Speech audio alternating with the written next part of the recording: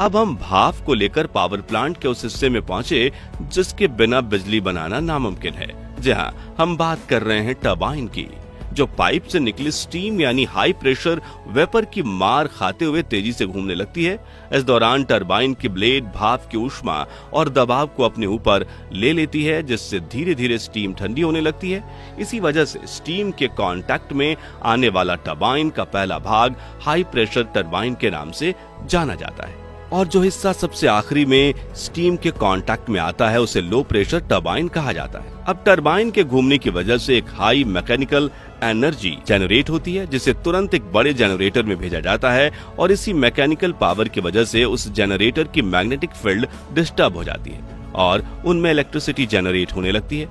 अब इस बिजली को स्टोर करना काफी मुश्किल होता है, इसलिए इसे स्टेप अप ट्रांसफार्मर की मदद से आगे के सब स्टेशंस में भेजा जाता है।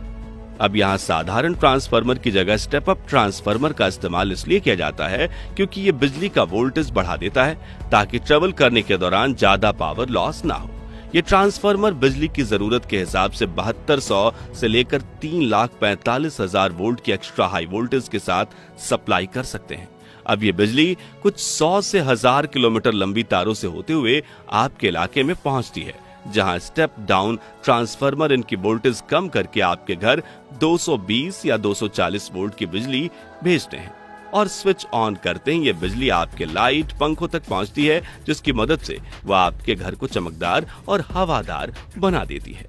अब आपके घर में तो बत्तियां जल गईं, लेकिन हमें एक बार फिर से पावर प्लांट में चलना होगा, क्योंकि वहां एक और इम्पोर्टेंट प्रोसेस बाकी है, और ये प्रोसेस है स्टीम को ठंडा करके फिर से पानी में बदलना, ताकि उसका फिर से इस्तेमाल किया जा सके। इसके लिए प्लांट की कैपेसिटी के मुताबिक 1 से लेकर 10 कूलिंग टावर हो सकते हैं। तो टरबाइन में अपना काम पूरा करके ये स्टीम पाइप से ट्रेवल करके इन बड़े बड़े कूलिंग टावर्स में पहुंचती है, जहां ये स्टीम ठंडी हवा के कांटेक्ट में आती है, जो इसे ठंडा करके पानी में बदलती है, और खुद इस हीट को लेकर टावर के ऊपरी सिरे से वातावरण में मिल जाती है। बता दें कि कूलिंग टावर से निकल रही गर्म हवा में कोई केमिकल या अशुद्धियां नहीं होती।